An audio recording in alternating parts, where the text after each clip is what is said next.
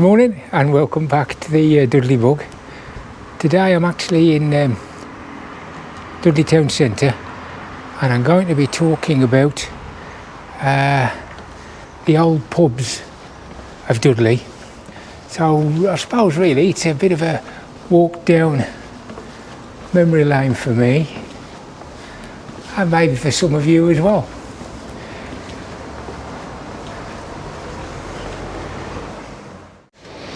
Right then, first one, the Green Man Inn. If I can just put my finger on it, just there, that's the Green Man entry. That's the alleyway that you saw me walking up at the beginning of the video. Now, this pub closed in 1975, so I don't have any personal experience of it. This building is, all these buildings are Georgian, making them a few of the oldest buildings in the town. We do know that in 1793 the landlord was a fellow called Richard Jukes. The actual address is 270 Castle Street. Castle Street, think of this as the far northern end of the High Street, but in essence it's all one street. So if you hear me say Castle Street, we're really just talking about the High Street.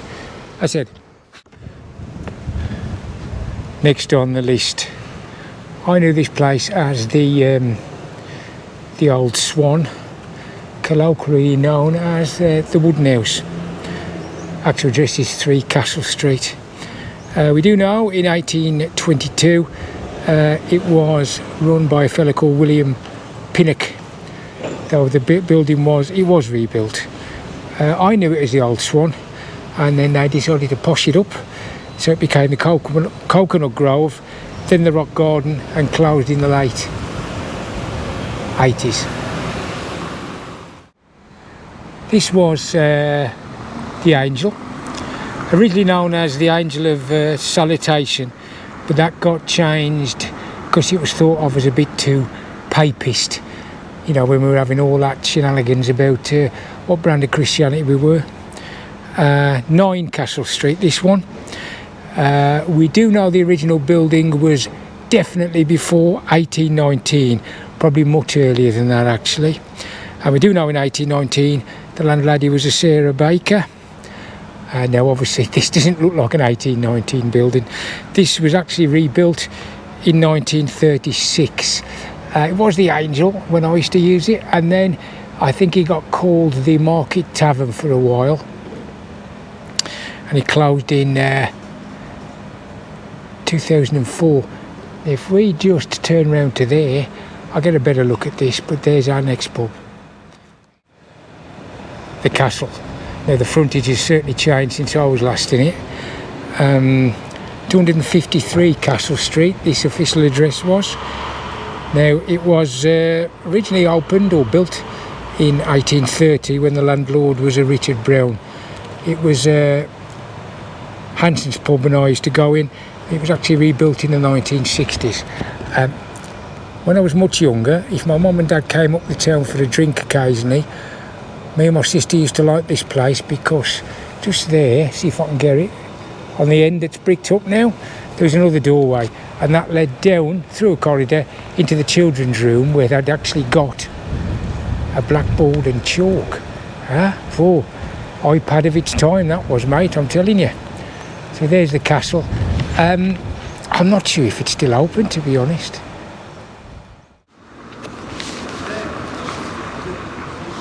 Okay, I'm on the High Street proper now, and as you can see, Dudley Market in front of me with Duncan Edwards statue there. Pan round to the right. This was the Hen and Chickens, which was an Ansell's pub, 244 Castle Street. We do know in 1801 the landlady was Mary Wright, and it was built in 1932. It actually closed in 1983, so I didn't get to use it much, but I think upstairs used to be used quite a lot for wedding receptions and stuff like that.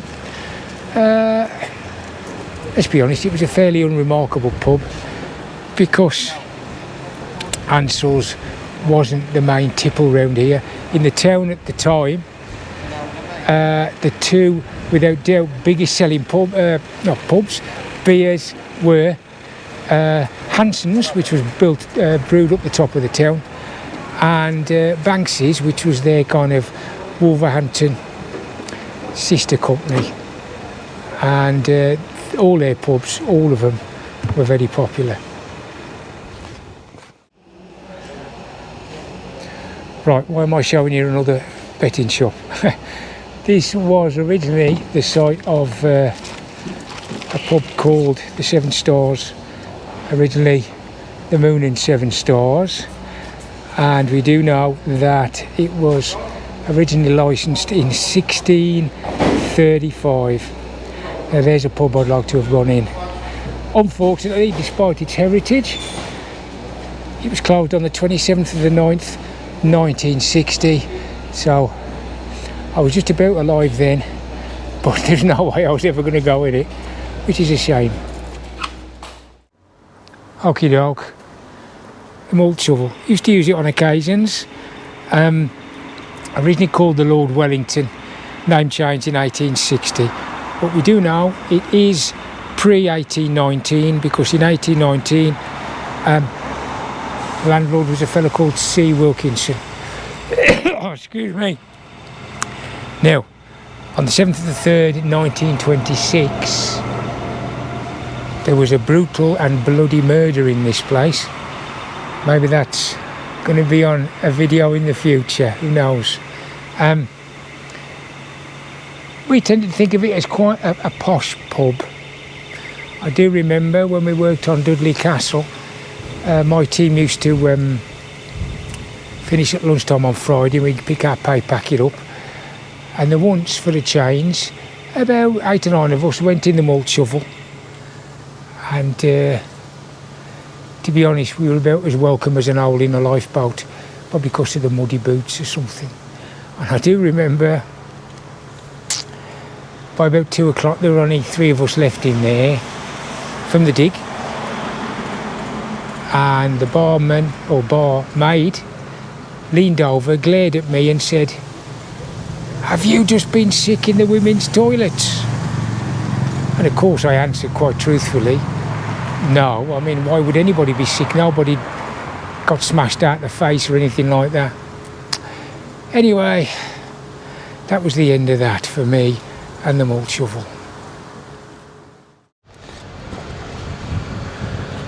Right, I'm going to be lucky to get the next couple in, because I'm right next to the temporary bus station. But there you go, the old priory, originally called the Britannia,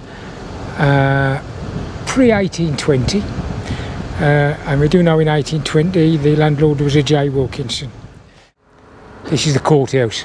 Now, the courthouse and the one I've just been talking about, malt shovel, are in Tower Street. Tower Street runs parallel with the High Street and used to be called Pease Lane. Courthouse, lovely pub, used to be Hanson's. I believe it's still open, I'm not sure. We do know that in 1861 the landlord was a fellow called William Pearson. I do remember that one of my best memories of it really was every year the local regiment, the Worcestershire Regiment, that later got amalgamated, used to have a regimental reunion down on Worcester Racecourse, and all the local veterans would meet up in the courthouse first before they all jumped on the coach to Worcester. So I used to go in there with my dad, and he'd have loads of blokes in their blazers with the Worcestershire Regiment on, some of them with a Malaya medal on, and I used to really enjoy that. The courthouse, good drink of beer. Now, interestingly, it used to say that, the courthouse, it used to boast that it had the longest bar in the Black Country. Now, when I say bar, I don't mean the room, I mean the actual wooden counter that you get your beer served on. The layout's changing there now, it's more of a kind of L-shaped bar, but it was one long, straight, almost American-style bar. Be interesting to know if that was true or not. Longest bar in the Black Country. I personally can't think of any other pub that had a bar quite as long as that one.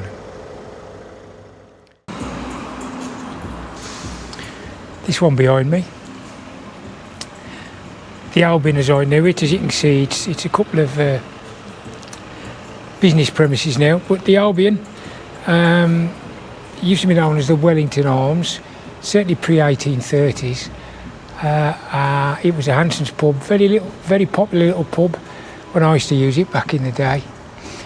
Some of you might recognise it from an earlier video I did on a local fella called Joe Darby, who was a world champion spring jumper, because he was the landlord of it from the early 1900s up until the late 1930s. Still in Stone Street. This is the Griffin. Not a pub I used a lot. I think it was a Hanson's pub back in the day, though I don't actually remember, to be honest. Still open, as I believe. It's more of a sports bar now. We do know it was built pre-1819 and rebuilt, the records say 1837, but that doesn't look like it's that old to me, even though it's made to look old. Here's a little curiosity for you. This was originally called the Two Bulls Heads, still in Stone Street, number 12, and it closed in the mid-70s, so I didn't have any personal knowledge or experience of it. But apparently it was a very popular pub for the people who did the market, which is up on the high street. Right, not sure how this is going to work with all the traffic about, but here we are. This is the Saracen's Head of Freemasons Arms. We all used to know it as the Napper, or the Nappers. We do know by 1808 it was built because the landlord was a fellow called Tom Palmer. It was a coach house, which basically what that meant was you'd have room for stables and feed round the back, and there were rooms for people staying overnight as well.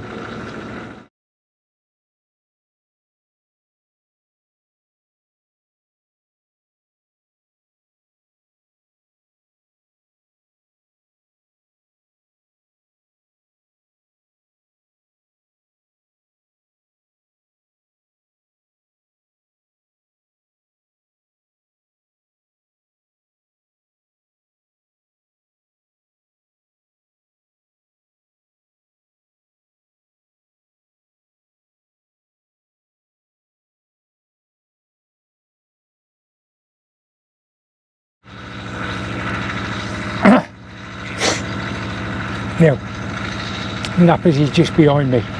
Now the caverns, I remember I came on leave in 1977 and my mate said, why don't you come up, Dudley, to a disco? I went, yeah, all right.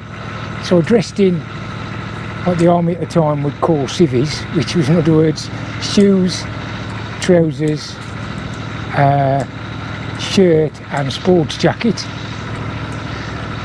And up Dudley we came, and he took me in the caverns and I looked at it and thought, what, by the thrice besoiled roads of St Lazarus have I walked into? I'd walked into my first rock disco. Loud music, loads of people wearing leathers and really long hair. There was a circle on the floor of people, all kind of cross-legged, giving it all this way. Now, of course, the way I was dressed, I stuck out like bulldog's testicles, if you know what I mean. Having said that, it was fine, and I realised within probably 2 minutes of walking in to my first ever rock disco, this is for me. And so it was. My first ever rock disco in the cavern at the back of the Nappers.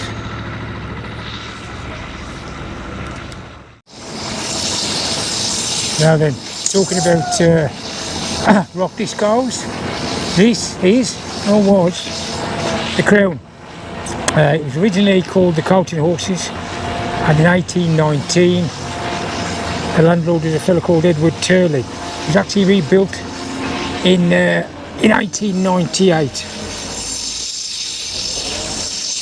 Now, I don't know when it evolved into a rock pub, but by the time I started coming up Dudley in the kind of late 70s, it had certainly become one by then. I'm sure a lot of you out there have got some very happy memories of this place.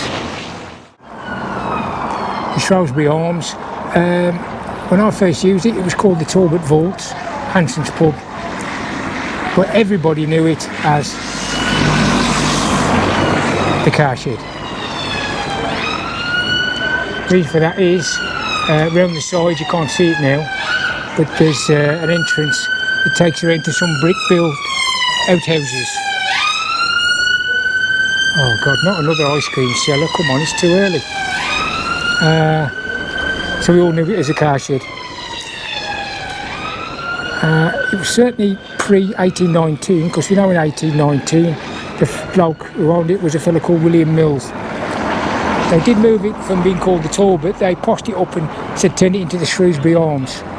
But it doesn't matter, it was still a very popular pub back in the day. And I believe from the look of it, it's still open now. Your dog.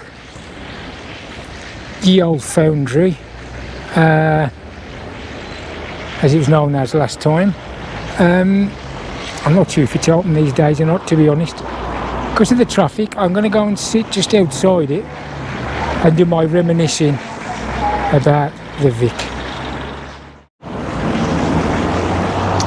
Right, again, I'm not quite sure how we're going to get on with all the traffic coming past. But anyway, Ye Old Foundry, or correctly, YE was pronounced the, not ye, but whatever. The Old Foundry used to be called the Coach and Horses. It was built as a coaching house, and in 1830 the landlord was a bloke called Thomas Eves. It was rebuilt as it is now in 1936. I said we knew it as the Vic, not the old Vic, just the Vic. Reason for that was, back in the day, again it's all one room now downstairs, but this entrance here led into an L-shaped lounge at the back that was done out in a Victorian manner. There was a big picture, big frame picture of Queen Victoria on the wall, as I remember, and above the door was a sign saying the Victoria Lounge. That's why we all called it the Vic.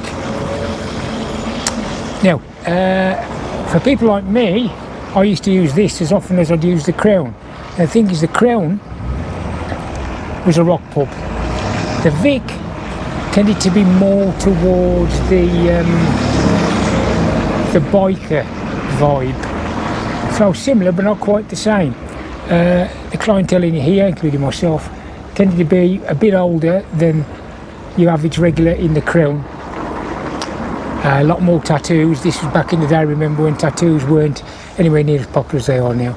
Lots of tattoos, lots of shaved heads, lots of beards, bikes sounding like tanks pulling up outside, lots of heavy duty people about.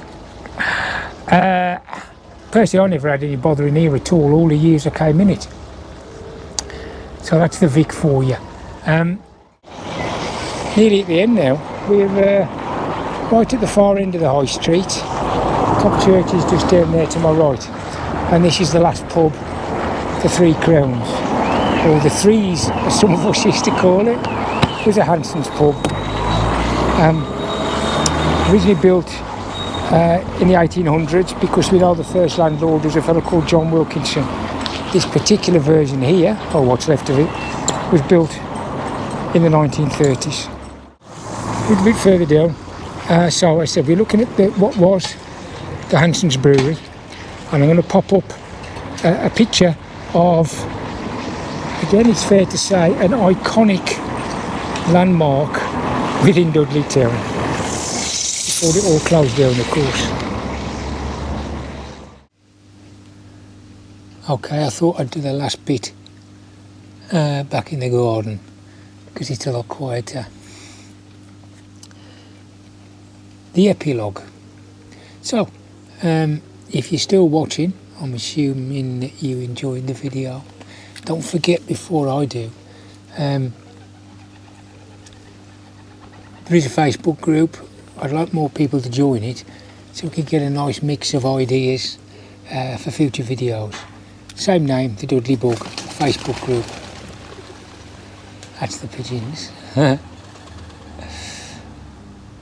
Now, there was, some of you might have known him, there was a black country poet in the 1970s, maybe the 80s as well, called Harry Harrison.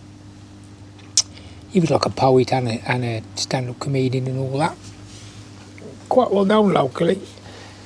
And he actually wrote a poem about what I've been talking about. And what I've done is I've compressed it down. So here's a bit of culture for you. A working man's parliament pubs used to be, but them days have gone if you ask me. Today they're more commercialised, and that's something you call disguise. When you see the old pub shut, that is progress, but seems to me to be a shame, because the new ones just stay the same. Thanks for watching. See you on the next one.